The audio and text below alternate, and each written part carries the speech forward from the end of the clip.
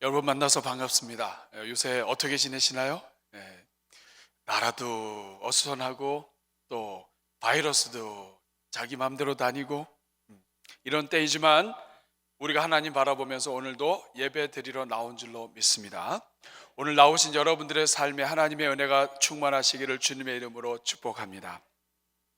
한번 저를 따라해 주실까요? 인생의 방황은 예수님을 만나면 끝이 나고, 신앙생활의 방황은 대전중앙교회를 만나면 끝이 난다.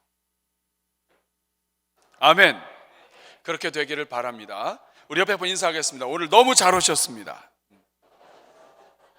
네, 하나님의 큰 은혜와 복 누리시는 한 주 되시기를 주님의 이름으로 축복합니다. 오늘은 자기 분수를 아는 사람이 겸손한 사람이다 라고 하는 제목으로 하나님 말씀 증거하겠습니다.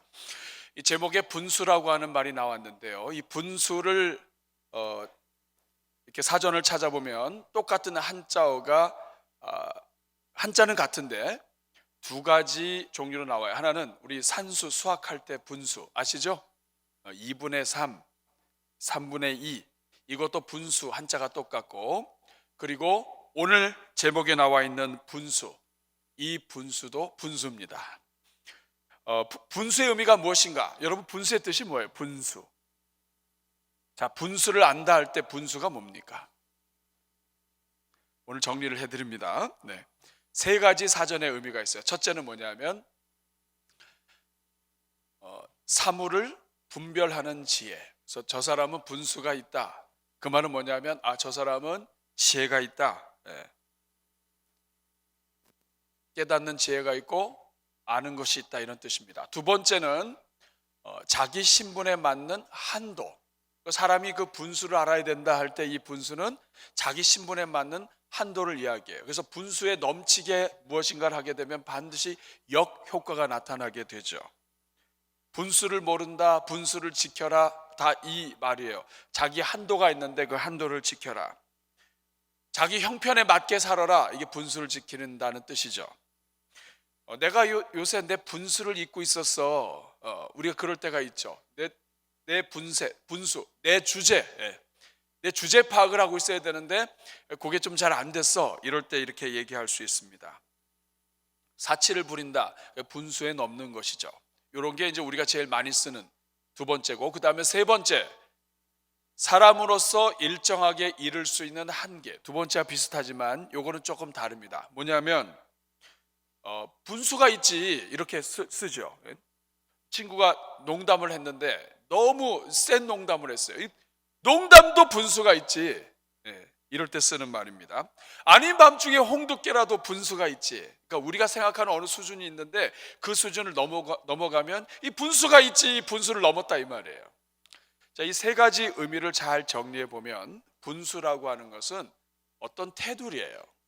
이 안에 사람으로서 기본적으로 요 정도 공간이 있는데 요거를 뛰어넘으면 이거 분수를 넘는다라고 이야기해요. 사람 간의 관계에 있어서 분수를 넘는다. 그러면 불편해요. 그 선이 있는데 그 선을 뛰어넘으니까 불편하다고요. 그래서 이렇게 신앙생활을 하고 또 이렇게 교회 생활하다 보면 참 봉사도 열심히 하고 또 힘을 다해서 섬기고 했는데, 그럼에도 불구하고 좀 그 정도 되면 교만할 수 있는데 그렇지 않고 자기 분수를 지키면서 자기 자리를 지키는 분이 있으면 참 고마워요. 저분은 저래서 복을 받는다, 이런 생각이 든다고요. 반대로 서로 관계하는데 조금 잘 되고 그러면 그 분수를 넘쳐서 그 좀 교만해지기도 하고 막 이러면 이 서로가 아주 불편합니다. 그런데요, 이건 아무 문제도 아니에요. 사람 간의 관계에 있어서도 분수에 넘치면 불편한데요, 사람이 하나님 앞에서 분수가 넘치면 그거는 큰일 나는 겁니다. 위험한 거예요. 우리는 뭐 폭탄물을 만지고 또 이런 것들이 위험하다고 생각하는데요, 진짜 성도들에게 있어서 위험한 것, 그것은 분수를 넘치는 거예요. 분수를 넘는 거예요. 누구와의 관계에 있어서? 하나님 앞에서 분수가 넘치면 큰일 나는 겁니다. 그러니까 하나님, 여기는 하나님이고 여기는 나고, 하나님과 우리 사이에는 이렇게 적절한 선이 있는데 요 분수를 넘쳐서 뭐 선악과를 따먹는다든지, 하나님이 하지 말라고 했는데 그렇게 분수에 넘쳐서 이렇게 선을 넘어가고 그러면 그 하나님이 아주 좋아하지 않으세요. 특별히 교만한 거, 인간으로서의 기본 분수를 망각하고 하나님 앞에서 교만하다, 이거는 패망의 선봉입니다. 저는 여러분들이 분수에 맞는 그런 신앙생활을 할 수 있기를 바랍니다. 특별히 하나님 앞에서. 옆에 분하고 인사하겠습니다. 손 만질 필요는 없고 얼굴만 보시면서 하나님 앞에서 분수를 지킵시다. 우리 한번 인사 한번 하겠습니다. 여러분, 우리가 지난 주도 해서 우리 계속 야고보서 말씀을 보고 있는데, 야고보서 4장에 두 가지 지혜가 있다고 우리 함께 나눴어요. 그렇죠? 자, 두 가지 지혜 기억나십니까? 하나는 하늘로부터 온 지혜, 그리고 두 번째는, 이거 쉽다, 그렇죠? 하나가 하늘에서 왔으면 하나는 땅에서 왔죠. 땅에서 온 지혜, 마귀에게서 온 지혜란 말이에요. 그런데 이 하늘에서 온 지혜와 마귀에서 온 지혜는 딱 보면 알아요. 결과적으로 처음에는 막 위하는 척하고 막 이렇게 하지만 결과적으로 분열을 일으키고 파당을 일으키고 서로 싸우고 다투면 그것은 마귀에게서, 사람에게서 온 지혜예요. 하늘로부터 온 지혜는 처음에는 좀 불편해요. 불편할 수도 있어요. 그렇지만 결과적으로 보면 하나님이 기뻐하시는 일이기 때문에 그것은 전체가 화평하게 됩니다. 근데 문제는 하나님의 지혜가 나를 다스리지 않도록 하기 위해서 왜 이 땅의 지혜가 나를 다스리지 않도록 하기 위해서, 땅의 지혜가 나를 다스릴 때는 반드시 그 속에 뭐가 있는데, 그것이 바로 욕망, 욕심, 정욕. 우리가 지난주에 나눴어요. 그 정욕, 나를 위한 것, 내 계산을 하고 내 유익을 추구하고 내가 편하고 이 내가 아직도 살아있는 요것 때문에 이 정욕을 끊임없이 마귀가 건드려요. 내가 살아있으면 계속, 여러분 죽어 있으면 아예 죽은 거는 건드리지 않는데 자꾸 꿈틀대면 이 먹으려고 자꾸 챈다고요. 그래서 이 내가 살아있으면 끊임없이 마귀가 공격해서 내 자아가 살아있고 내가 살아있는 사람, 예수 안에서 죽고 시작해야 되는데 죽지 않으면 끊임없이 마귀가 공격을 해서 결국에는 마귀가 괴롭힌다고요. 그래서 이것을 피하려면 하나님께 가까이 가야 된다고 지난주에 함께 나눴습니다. 하나님께 가까이 가는 게 마귀와 멀어지는 것이고, 반대로 마귀하고 가까이 가면 하나님과 멀어져요. 그런데도 불구하고, 이렇게 경고를 했는데도 불구하고 끊임없이 자기 욕심, 욕망을 따라가고 하나님으로부터 멀어지게 되면 사람이 교만이 굳어지게 됩니다. 오늘은 교만에 대한 이야기예요. 그래서 지난주에 읽었던 본문의 마지막 구절에 10절에서 야고보는 교만에 대해서 이야기합니다. 같이 읽습니다. 시작. 주 앞에서 낮추라. 그리하면 주께서 너희를, 결국 신앙생활은 뭐의 문제냐 하면 분수의 문제인데, 세상의 지혜, 더러운 지혜, 마귀의 지혜가 계속 와서 다스리면 이 사람이 부패가 되는데 그게 바로 교만하게 된다는 거예요. 가장 위험한 거예요. 여러분 어떠세요? 여러분은 하나님 앞에서 혹시라도 분수를 넘는 일을 가끔씩 하는 거 아니에요? 혹시라도 자기 분수를 하나님 앞에서 잘 지키고 있습니까? 하나님 우리에게 꿈도 주시고 비전도 주시고 많은 은혜를 주시지만, 하나님이 많은 것을 주시면 주실수록 내가 하나님 앞에서 성도로서, 사람으로서 자기 분수를 잘 지키고 있나요? 하나님이 직분을 주시고 좋은 자리를 주시면 그 자리에서 그럼에도 불구하고 내 자리를 잘 지키고 있나요? 오늘 야고보는 교회 안에서 자기 분수를 지키지 못하는, 그래서 교만해지고 하나님 앞에서 범죄하게 되는 그 사람들을 경고하면서 자기 분수를 지키지 못할 때 어떤 문제가 일어나는지를 두 가지를 설명하고 있습니다. 오늘은 그것을 여러분들과 함께 나누려고 그래요.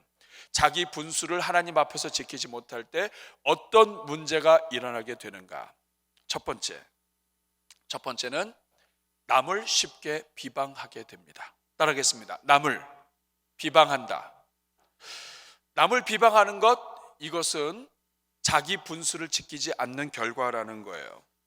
교회 안에 성도들이 있는데 야고보가 성도들을 바라보면서 결국 남을 비방하는 것에 그 뚜껑을 열고 속을 파보면 그 안에 무엇이 있는가를 지금 고발하고 있습니다. 오늘 11절 한번 보세요. 시작.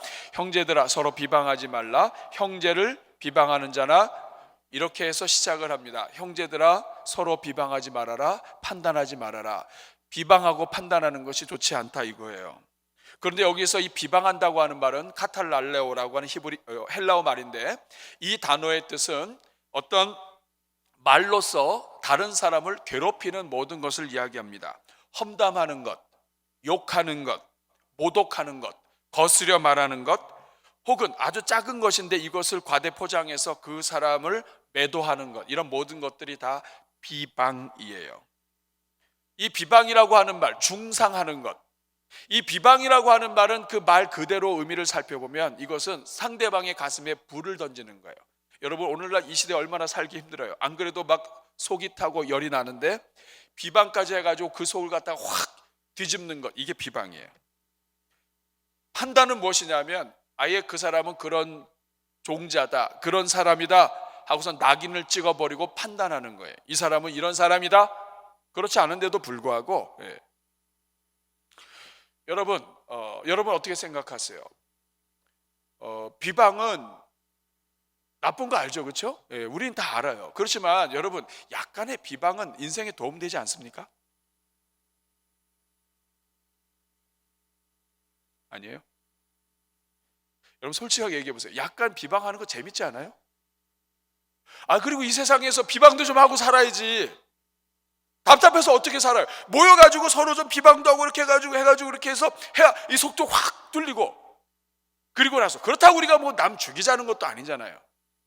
비방 좀 하는데 이거 가지고 야고보가 너무하고 그런 거 아니에요 지금? 야고보란 이름도 좀 그래요. 비방도 좀 할 수 있지. 우리가 비방하면서 얼마나 속이 시원한데, 이 바쁜 현대 속에서 비방도 안 하고 이렇게 있으면 뭐하고 살아요? 그런데 야고보는 우리 속 다 알아요. 그런데도 불구하고 비방하지 말라고 할 때는 이유가 있어요. 왜 야고보는 비방하지 말라고 할까요? 오늘 11절 우리가 다시 한번 정독해 보겠습니다. 시작. 형제들아, 서로 비방하지 말라. 형제를 비방하는 자나 형제를 판단하는 자는 곧 율법을 비방하고 자, 여기까지만 보세요. 지금 보시면 형제를 비방하거나 판단하는 자는 그냥 형제를 비방하는 것으로 끝나는 것이 아니라 그 사람이 곧 뭐라고요? 율법을 비방하고, 여러분 우리 중에 이 사람 저 사람 비방하고 서로 이렇게 모여가지고 쑥떡궁 하고 이렇게 하고 그러는 게, 우리가 무슨 하나님도 아닌데 우리가 무슨 율법을 비방했어요? 여러분 율법 비방한 적 있어요? 하나님 말씀이 문제입니다 이러면서 비방한 거 아니잖아요. 그냥 사람이 그럴 수가 없으니까 어떻게 그럴 수가 있냐 이러면서 우리끼리 모여가지고 비방하잖아요. 그런데 우리가 형제를 비방하고 판단하는 그것이 율법을 비방하고 율법을 판단하는 것이래요. 우리 그런 생각 없다고요.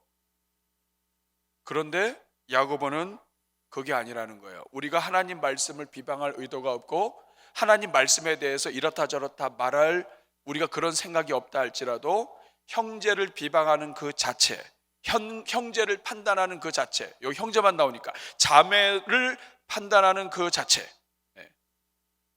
누군가를 비방하고 판단하는 그 자체가 율법을 비방하고 형제를 판단하는 것이라는 거예요. 도대체 왜 그렇죠? 여러분, 형제 비방했는데 무슨 율법을 비방했다고 그래요? 여기에는 이런 의미가 있습니다. 왜 그런지 말씀을 드릴게요. 하나님은 사랑이세요. 그래서 우리에게 사랑하라고 말씀하셨어요. 하나님을 사랑하고 이웃을 사랑하라고.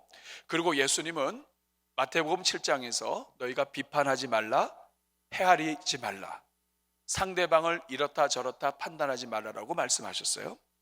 그런데도 불구하고 우리가 비방을 한다, 형제를 비방한다 할 때는 두 가지가 깨지는 겁니다. 첫째는 사랑하라고 하는 말씀을 우리가 못 지키는 것이 되고, 두 번째는 예수님의 명령, 비판하지 말라고 하는, 비방하지 말라고 하는 그 말 자체를 어기게 돼요. 그럼 살다 보면 어길 수 있는 거 아니에요? 그렇지 않습니다. 여기엔 어떤 의미가 있냐면, 내가 하나님이 하지 말라고 하는 것을 하고 또 하나님이 원하는 것을 내가 안 할 때 어떤 문제가 일어나냐면, 나는 죽을 수밖에 없는 죄인이고 나는 율법을, 말씀을 지키고 순종해야 될 하나님의 피조물인데, 하나님이 명하시고 예수님께서 직접 명하신 것을 내가 선별해서 요거는 듣기도 하고 요거는 안 듣기도 하고, 하나님 살다 보면 이게 쉬운 게 아니에요 그러면서 내가 좀 하나님하고 타협하기도 하면서 이렇게 할 때, 나의 위치는 율법을 지키고 말씀에 순종하는 율법 준수자의 위치가 아니라 내 나름대로의 율법을 만들고 하나님의 율법을 취사 선택할 수 있는 율법 제정자의 위치에 도달하게 됩니다. 다시 말하면, 내가 말씀을 지키지 않고 하나님 말씀에 순종하지 않을 때 나는 하나님의 피조물이 아니라, 말씀을 순종하는 자가 아니라 내 마음대로 말씀을 만질 수 있는 자라고 하는 것을 내가 마귀 앞에서 선포하는 것과 똑같아요. 하나님이 이렇게 하라고 하셨을 때는 우리가 복받도록 하기 위해서 하신 거예요. 그런데 내가 그것을 임의로 지키지 않고 한다는 것은 우리가 지키지 않는 것을 통해서 하나님의 말씀은 완전하지 않고 하나님의 율법은 문제가 있고, 그리고 온전하지 않기 때문에 내가 이것을 지킬 수 없습니다 라는 그런 뜻이 돼요. 그리고 마귀와 세상 앞에서 내가 말씀을 지키지 않는 것을 통해서 세상 앞에서 하나님의 말씀은, 하나님의 위대함은, 하나님의 주인 되심은 내가 인정하지 않는다 하는 것을 선포하는 것이 됩니다. 내가 그 예수님의 명령을 지키지 않으므로 예수님의 명령은 틀렸다라고 하는 것과 똑같은 거예요. 그러니까 결국은 피조물이 아니라 율법을 만드는 자와 내가 동등한 대등한 위치가 되는 거예요. 여러분, 여기에서 아주 숨어있는 무서운 것이 있습니다. 교회 안에서 비방하고 판단하는 일이 있는데요, 여러분, 누가 더 비방하고 판단하기 좋을까요? 1번, 교회에 새로 온 사람. 2번, 영적으로 어려서 기도 생활도 말씀 생활도 잘 못하는 사람. 3번, 매일 기도 생활 잘하고 헌금도 잘하고 봉사도 잘하는 사람. 이 셋 중에서 누가 남을 비방하기 제일 좋을까요? 찬양대에서 3번이라고 그랬어요. 뭐라고 그랬냐면 이렇게,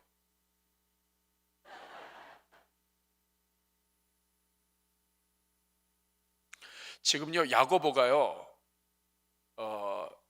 본인이 야고보서 앞에서 뭐라고 얘기하냐면 너희가 선생 많이 되지 말아라 이렇게 얘기해요.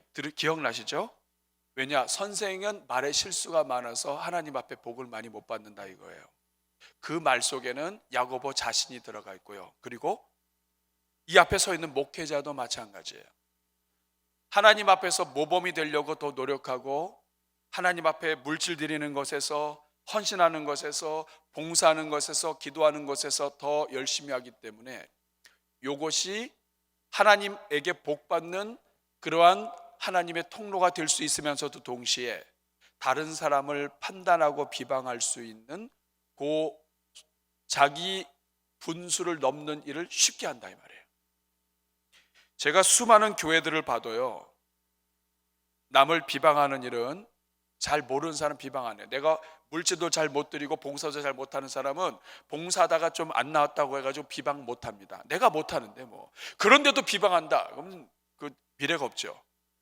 근데 보통은 누가 비방하냐면 왕년에 열심히 했던 사람, 그리고 무엇인가 했던 사람, 건축을 했다든가 봉사를 했거나 새벽을 깨워서 기도하거나 하여간 내가 남들보다 무엇인가 더 자랑할 것이 있는 사람, 이런 사람이 더 비방에 휩싸일 가능성이 많아요.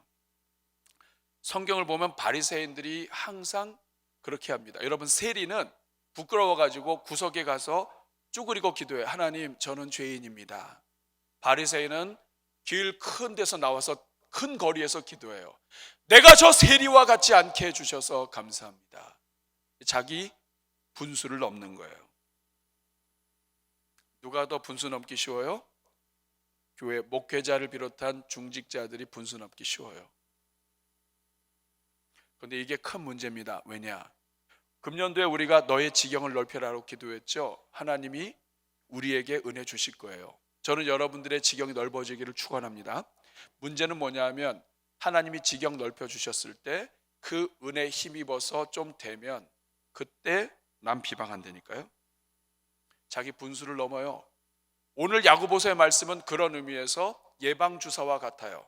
하나님이 어떤 복을 주시든지 자기 분수를 지킬 수 있다면, 특별히 내가 남을 비방하는 것 이제까지는 쉽게 생각했는데 그것이 바로 내가 하나님을 밀어내고 내가 하나님 자리에 대신 서는 것이라고 하는 것을 내가 안다면 나는 앞으로 분수 넘는 일을 더 조심하게 될 거예요. 오늘 12절 말씀이 비방하는 것에 대한 야고보의 결론입니다. 시작. 입법자와 재판관은 오직 한 분이시니 능히 구원하기도 하시며 멸하기도 하시느니라. 너는 여기 보면 입법자와 재판관은 하나님 한 분밖에 없어요. 이 하나님은 구원하시기도 하시지만 멸하실 수 있는 힘이 있으세요. 그런데 우리가 이 입법자와 재판관 되신 하나님의 자리에 우리가 남을 판단하기도 하고, 그리고 하나님이 하지 말라고 하는 것을 비방하지 말라고 했는데 땅의 열매, 악의 열매, 세상 지혜의 열매, 땅의 지혜의 열매가 다투고 싸우고 그리고 비방하는 것인데 그것을 내가 그대로 따른다. 이건 하나님에게 원수가 되는 거예요. 그리고 내가 하나님의 자리에 내가 슬쩍슬쩍 들어갔다 왔다 하는 거예요. 야고보가 마지막에 질문이 이겁니다. 너는 누구이기에 그런 판단을 하느냐? 여러분, 더 무서운 일은, 더 조심해야 될 일은, 우리 하나님은 창조주이시고 입법자이시기 때문에 우리를 얼마든지 비방하실 수 있어요. 그런데 하나님이 그렇게 안 하셨다는 데 문제가 있습니다. 차라리 하나님이 우리를 비방하셨다면 우리도 비방 좀 해도 돼요. 하나님 따라서 하면 되니까. 근데 하나님은 그렇게 안 하시고 어떻게 하셨습니까? 우리가 죄인 되었을 때에 우리가 하나님과 원수가 되고 세상의 지혜에 눌려서 완전히 하나님을 대적했을 때에 하나님은 우리를 비방하지 않으셨어요. 하나님이 하신 일은 그의 아들 독생자 예수 그리스도를 우리에게 보내주셨습니다. 그 아들을 죽기까지 사랑하시고 우리를 비방하지 않으시고 우리의 모든 죄를 대신 짊어지시고 십자가에 달려 죽게 하셨어요. 이게 하나님의 방법이에요. 입법자이시고 재판관이신 하나님이 선택하신 방법은 비방의 방법이 아니라 대신 죽으시는 방법이에요. 우리 하나님이 이렇게 하셨고 예수님이 이렇게 하셨는데 우리가 피조물 가까스로 죽음에서 구원받은 우리가 하나님 앞에서 남을 판단하고 비방한다? 이게 정말 웃기는 일인 거예요. 그 예수님이 어느 정도까지 하셨는가? 로마서 8장 1절 2절을 보시면 같이 읽습니다. 시작.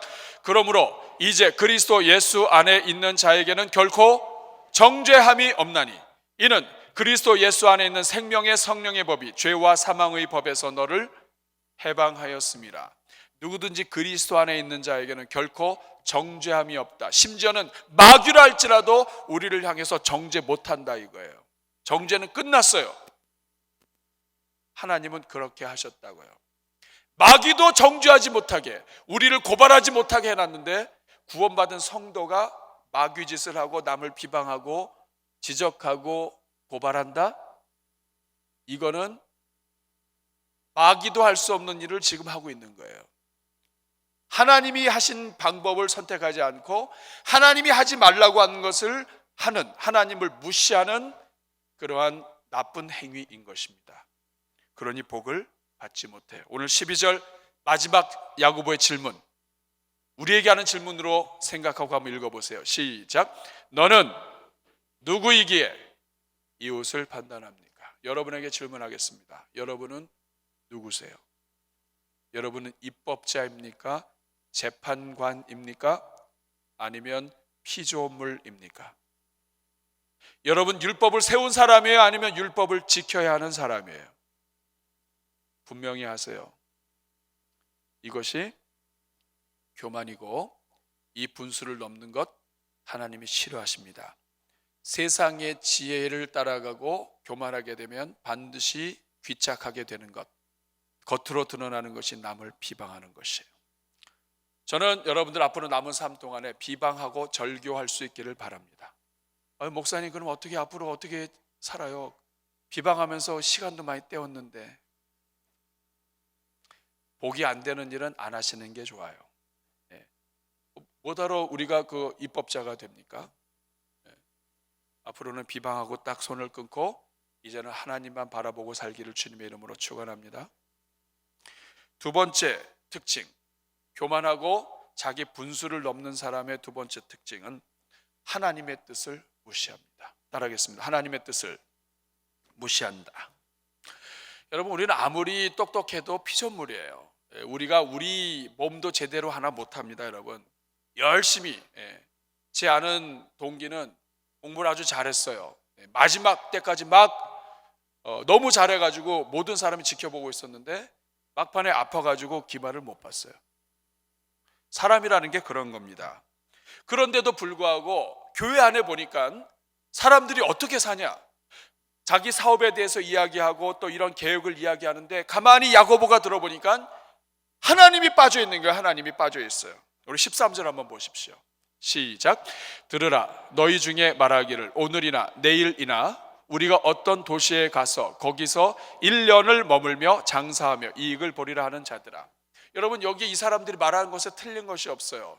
너희 중에 말하기를 오늘이나 내일이나 우리가 어떤 도시에 가서 1년을 머물며 장사하며 이익을 보겠다. 여러분, 장사하는 게 나빠요? 이익 보는 게 나빠요? 아니에요. 여러분, 계획 세우는 게 나빠요? 아닙니다. 여러분, 하나님은 계획을 하시는 분이라고 한다면 하나님의 형상과 하나님의 모양을 가진 하나님을 닮은 우리는 당연히 계획을 세우는 사람이 된다고요. 그런데 지금 무엇이 문제입니까? 하나님 없이 이 모든 일을 한다는 거예요. 더군다나 하나님을 믿는 성도들이. 세상 사람들은 원래 하나님 없이 살아요. 그런데 모든 이 인생을 지으시고 이끄시는 분이 하나님이신데 하나님 없이 자기가 다 계획 세워요. 14절, 그래서 야고보가 권면합니다. 너희들에게 지금 큰 문제가 있다. 같이 읽습니다. 시작. 내일 일을 너희가 알지 못하는도다. 너희 생명이 무엇이냐? 너희는 잠깐 보이다가 없어지는. 지금 야고보가 충심으로 권면하고 있는 거야. 이거 큰일 났다. 너희가 이런 계획들이 있는데 너희 계획을 들어보니까 너희 속에 지금 하나님이 없다. 하나님이 원하시는 뜻, 하나님이 기뻐하시는 뜻이 무엇인지 하나도 없다. 너희가 지금 누군지 알고 있느냐? 너희는 지금 내일도 알지 못한다. 누가복음에 보면 한 어리석은 부자가 많은 재산을 챙기고 모았다가 이제 내일부터 쓰자 했는데 오늘 밤에 죽어요. 그러면 그 누가 씁니까? 우리가 그렇다고요. 내일을 알지 못하는 사람인데도 불구하고 우리가 마치 모든 것을 다 할 수 있고 미래도 나에게 달려있고 모든 계획도 내가 다 할 수 있고 하나님이 없어도 내가 다 할 수 있다라고 생각하니까 이것이 분수를 넘는다 이 말이에요. 여러분, 안개는 아침 일찍 꼈다가 새벽에 꼈다가 없어집니다. 저 안개를 좋아해요. 이 세상도 좀 안개가 많잖아요, 여러분. 안개가 아침에 딱 끼면요, 참 뭔가 이렇게 신선하고 새롭고 어두웠던 것이 딱 열리면서 이렇게 막 미지의 세계로 들어가는 느낌이 들어요. 근데 여러분, 안개가 얼마나 빠르게 없어지는지 아십니까? 안개는요, 자기 마음대로 내가 한 10시쯤 없어져야 되겠다 이렇게 생각도 못해요. 그냥 해 뜨면 그냥 순식간에 없어져 버려요. 여러분에게 질문할게요. 여러분은 여러분이 어떤 존재인지 아십니까, 여러분? 우리 성도님들 기도 제목 올려드리고 또 저 이렇게 부탁하고 해서 제가 보면요, 우리는요 내 것이라고 생각하는 이 몸도 내 마음대로 못해요. 여러분, 이게 내 몸이면 어디가 아픈지 알아야 될 거 아니에요. 간이 아픈지 폐가 아픈지 콩팥이 아픈지 알아야 될 거 아니에요. 몰라요. 몰라. 어디가 아픈지 몰라요. 그리고 내 마음대로도 못해요. 어제 너무 고민하고 고생하다 보니까 간이 좀 부었어요. 그러면 내가 간을 향하여 눈을 들리라.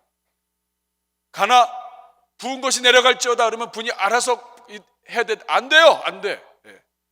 자기가 붓는 것도 내 마음대로 안 돼요. 어디가 고장난지도 몰라요.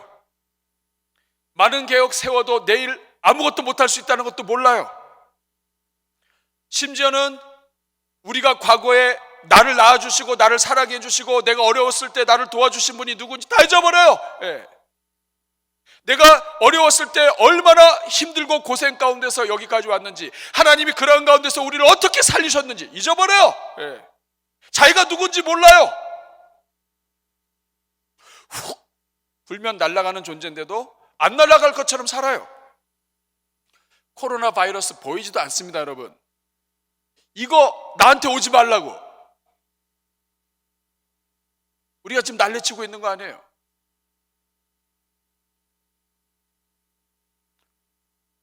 옷걸이들이 함께 모여서 회의를 했습니다.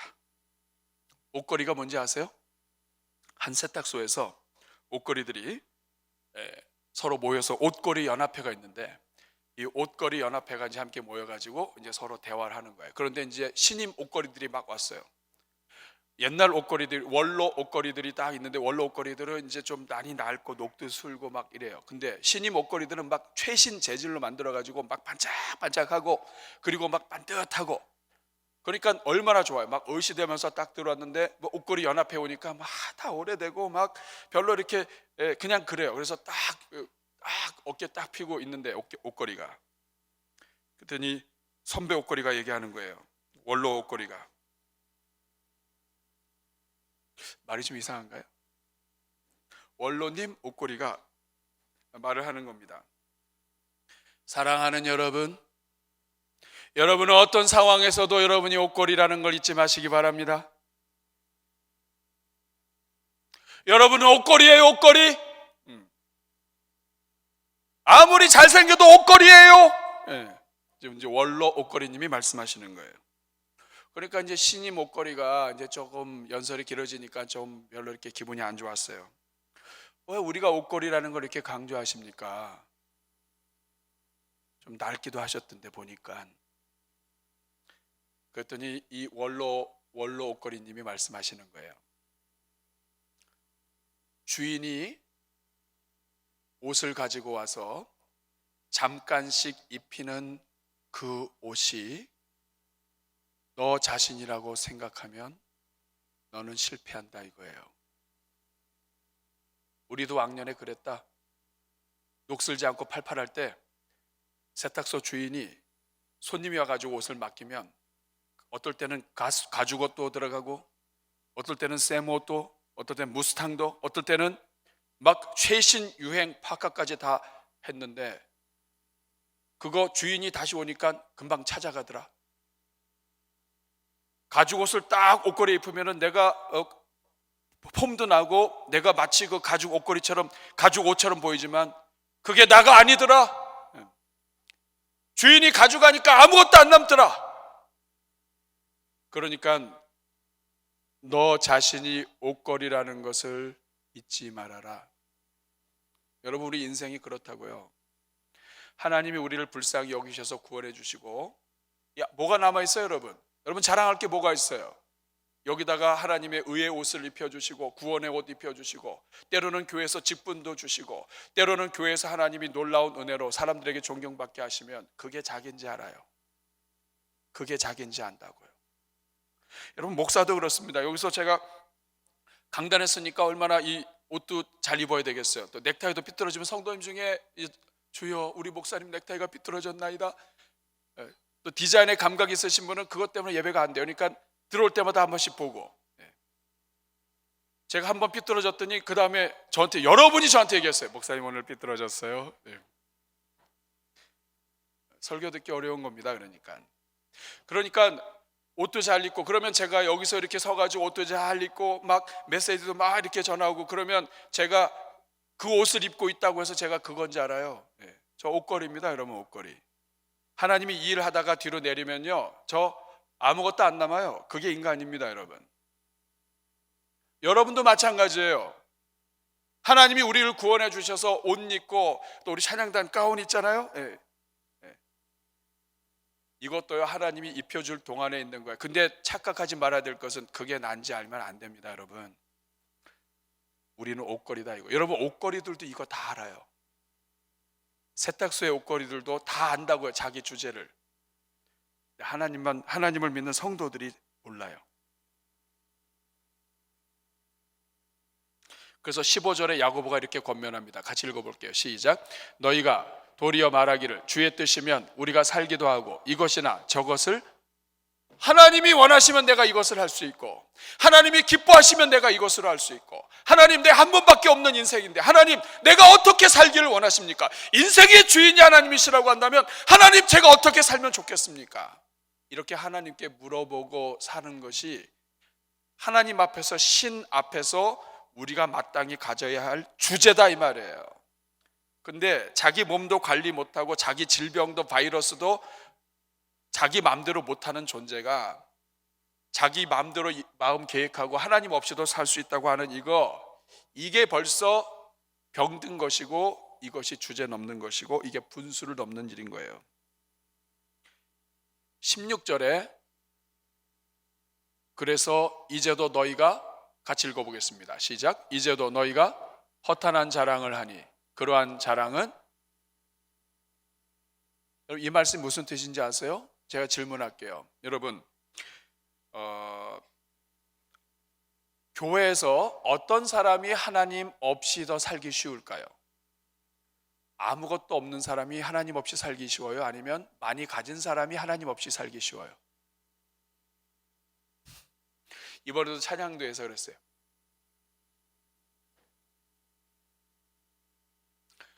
여러분 성도들 중에 자기 능력이 좀 되고 먹고 살 만한 사람이 하나님 없이 살기가 쉬워요? 아니면 하나님이 도와주지 않으면 자긴 절대로 살 수 없다고 하는 사람이 하나님 없이 살기가 쉬워요? 대답해 보세요. 머리가 좋은 사람, 계산이 빠른 사람, 집에 자랑할 것이 있는 사람, 자기 믿을 만한 구석이 있는 사람, 센스가 좀 있고 오늘 이 시대를 살아갈 수 있는 감각이 있는 사람이 하나님 없이 살기 쉬워요? 아니면 남들보다 가진 것이 적고 자랑할 것이 없는 사람이 하나님 없이 살기 쉬워요?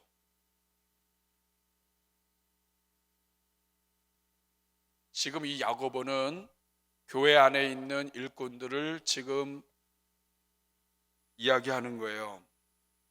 16절 다시 보세요. 뭐라고 얘기합니까? 16절에 보니까 이제도 너희가 허탄한 자랑을 하니, 이 말은 뭐냐면 내가 자랑할 것이 있기 때문에 그 아무 쓸데없는 것, 내 옷걸이에 좀 더 걸쳤다고 해서 그 허탄한 자랑을 하니 그 자랑하는 그 모든 것이 악한 것이다. 분수를 넘는 일이다. 그것이 교만한 일이다. 하나님 없이 살아가는 자는 교만은 패망의 선봉이다. 이런 뜻이에요. 그리고 한마디로 결론 내립니다. 17절 시작. 그러므로 사람이 선을 행할 줄 알고도 행하지 아니하면, 하나님이 주인이신 거 알아요. 하나님이 내 인생을 이끌으신다는 거 머리로 알아요. 그런데 하나님께 의지하지 않고 계획도 내 마음대로 세우고 하나님 없이, 주인 되신 하나님 없이 피조물이 내가 내 마음대로 하나님의 뜻 없이 내 뜻대로 살려고 하는 것, 이것이 바로 교만의 극치이고요. 이것이 교만의 결론이고요. 그리고 이것이 자기 분수를, 하나님 앞에서 자기 분수를 모르는 사람의 특징입니다. 땅의 지혜가 사로잡은 인생의 결말이에요.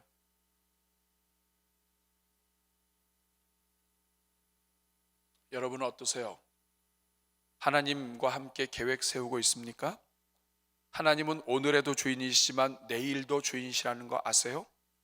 많은 성도들이 입술로는 고백해요. 근데 삶 속에서는 자기 생각, 자기 계획대로 갑니다. 하나님 없어요. 왜? 하나님 없어도 내가 살만하거든. 하나님 의지하지 않아도 내가 먹을 것 있고요. 하나님 의지하지 않아도 내가 대충 경쟁해서 이길 수 있는 힘이 있거든요. 지혜도 있고. 그러니까 하나님 없이 사는 거예요. 이 모든 것들이 다 자기 분수를 넘는 것이고, 이게 교만이고, 이것이 악한 것이고, 이것이 죄입니다. 그럼 여러분 어떻게 해야 살면 좋겠어요? 여러분 어떻게 살아야 됩니까? 어떻게 하면 우리가 우리 삶 속에서 자기 분수를 지키며 살 수 있어요? 다시 회복해야 돼요. 하나님이 주인이십니다. 따라하겠습니다. 하나님이 주인이십니다. 여러분, 예수님이 어떻게 사셨는지 아세요? 그 하나님의 아들이 요한복음 4장 34절을 보면 같이 읽어볼게요. 시작. 예수께서 이르시되 나의 양식은 나를 보내신 이의 뜻을 행하며 그의 말을 온전히, 하나님의 아들이 하늘 보좌를 버리고 이 땅에 오셨는데 그분이 하신 말씀 뭐냐면 내 음식, 내 양식은 하나님의 뜻을 행하는 것이다. 아예 작은 것, 아주 작은 것 하나도 하나님의 뜻을 행하는 것이다. 하나님이 주인 되심을 고백하고 내가 옷걸이에 지나지 않는 연약한 인생임을 고백해야 돼. 따라하겠습니다. 나는 그저 잠시 왔다 가는 인생입니다. 다시 한번, 안개 같은 사람입니다. 옷걸이입니다. 한 가지 이화를 드리고 마칠게요. 여러분, 그 바다에 보면 여러 생선들이 있는데 어떤 거는 이렇게 끝나는 것도 있고 어떤 거는 치 이렇게 끝나는데, 이 치로 끝나는 것 중에 나는 게 하나 있어요. 날치. 날치기는 다른 단어죠, 그렇죠? 이 날치는 flying fish라고 해요. 날아가는 생선인데, 이 날치는요, 하나님이 이 지느러미를 큰 걸 주셔가지고 이게 한번 날면요 많이 납니다. 제대로 뜨면 400m를 난대요. 70km, 시속 70km로 400m를 날아요. 그러니까 굉장히 잘 날죠. 여러분, 날치가 왜 나는지 아세요? 날치가 왜 날아요? 날고 싶어서? 날치는 물속에서 살아야 되는데 날 때가 있어요. 날 때가 있는데 언제 나냐면 큰 물고기가 날치를 잡아먹으려고 막 오든지 아니면 뭐 큰 배가 오든지 해가지고 이 날치를 놀라게 하면 날치가 돼요. 그래서 막 날라요. 막 가다가 이제 급하니까 날라오는 거예요. 그런데 날치가 뜨기 시작하면 항상 공중에 뜨는 게 있어요. 그게 뭔지 아세요? 갈매기입니다. 날치가 뜨면 갈매기가 떠요. 왜 뜰까요? 보셨어요? 어떻게 아세요? 날치가 뜨면 갈매기가 뜨는데, 어부들이 이 날치가 뜨면서 어떤 거는 떴다가 가라앉아서 살지만 어떤 거는 갈매기한테 잡혀 먹어요. 근데 이 날치를 오랫동안 본 어부들은 알아요. 어떤 놈이 갈매기에 잡혀 먹히는지 안다고요. 어떤 놈이 먹혀요? 놈이란 말 별로 안 좋죠. 어떤 날치가 먹히나요? 먹힐 놈만 먹혀요. 근데 어떤 날치가 먹힐 놈인가? 먹힐 날치는 그 날치의 본분을 잃어버리는 게 그게 잡아먹혀요. 여러분, 날치가 한번 딱 뜨잖아요. 그러면 겸손하게 떴다가 가라앉아야 돼요. 근데 한번 딱 떴더니 기분 상당히 좋아. 제대로 바람도 받았어. 그래가지고 그냥 위로 쫙 올라가니까 막 하늘도 보이고 막 이야, 이런 것들은 다 잡혀 먹어요. 인생도 마찬가지입니다, 여러분. 하나님이 우리 띄우게 하실 때가 있다고요. 뜬다고요. 날개 별로 안 되는데 하나님 우리 날개 하실 때가 있어요. 여러분, 목회자도 마찬가지. 하나님이 딱 띄우면 얼마나 멋있어요. 제가 강단에서 이렇게 팔 끼면 독수리 같죠? 딱 하고서 하나님이 띄워준 이 날개를 가지고 샥 날아다니면 근사하죠. 뜨는 거 다 좋아하잖아요. 하나님이 뜨게 하실 그때가 제일 빨리 죽는 길이에요. 하나님이 우리를 세워주시고 교회에서 직분 주시고 은혜 주시고 자리 주실 때 그때 자기 분수, 자기 질이 지켜야 돼요. 하나님 앞에서 교만하면 약이 없습니다. 그건 딱 마귀밥이에요. 높이 뜨는 거, 이게 좋은 게 아니란 말이에요. 그래서 늘 내가 뜨면 뜰수록, 하나님이 나를 주면 줄수록, 금년도는 우리가 지금 많이 뜨게 생겼어요. 주제가 벌써 남달라요. 같이 읽어보겠습니다. 시작. 보세요. 너의 지경을 넓히면 땅도 옆으로도 밑으로도 위로도 지경이 넓혀지면 뜨게 돼 있다고요. 여러분 2020년도에 다 가정마다 뜨기 바랍니다. 뜰 때 조심해야 돼요. 뜰 때 겸손하게 좀 뜨다가 빨리 가라앉아야지. 아, 나는 날치구나. 예. 나는 원래 나는 게 아니라 나는 다시 물로 들어가야지 하고서 빨리 들어가야 되는데 안 들어가고 있다가 막 그 사람들 앞에서 이러고 있다가 마귀밥이에요, 마귀밥. 그래서 항상 우리 입술에 하나님의 은혜를 구해야 됩니다. 우리가 좋아하는 찬양 중에 있잖아요. 나를 부르신 이가 하나님, 나를 지으신 이도 하나님, 나를 보내신 이도 하나님. 내가 나 된 것은 다 하나님의 은혜다. 내가 이 연약한 옷걸이에 좋은 옷 거친 것도 다 하나님 은혜다. 이 씻고 들으시신 건가요? 한번 같이 찬양해 보죠.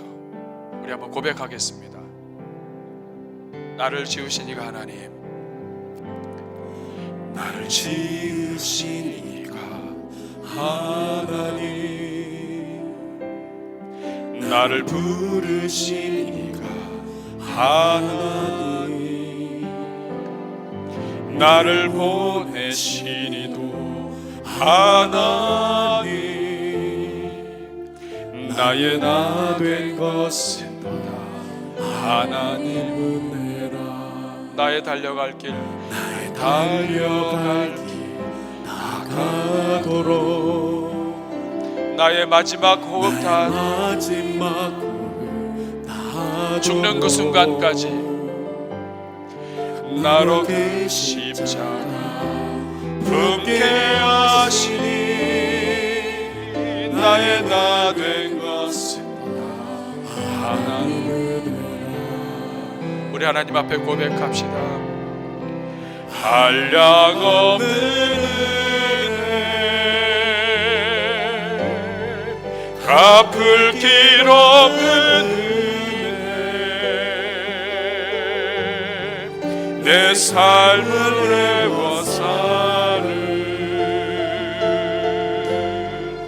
하나님의 은혜, 나 주저함 없이 그 땅을 밟음도 나를 붙드시는 하나님의 은혜. 다시 한번 고백할까요? 나를 지으신 이가 하나님, 나를 지으신 이가 하나님, 나를 부르신 이가 하나님, 나를 보내시도 하나님, 나의 나 된 것은 다 하나님, 나의 나 된 것은 다 하나님 은혜라. 우리 한번 가슴에 손 얹고 우리 주님 앞에 솔직하게 고백해 봅시다. 우리가 피조물이고 율법을 지키는 자인데 분수를 넘어서 형제를 비방하고 하나님 자리 대신 차지하고 내가 주인이 되어서 하나님 없이 계획하고 내 마음대로 내 인생 계획 세우고 이런 적 많이 있었죠. 하나님 기뻐하지 않습니다.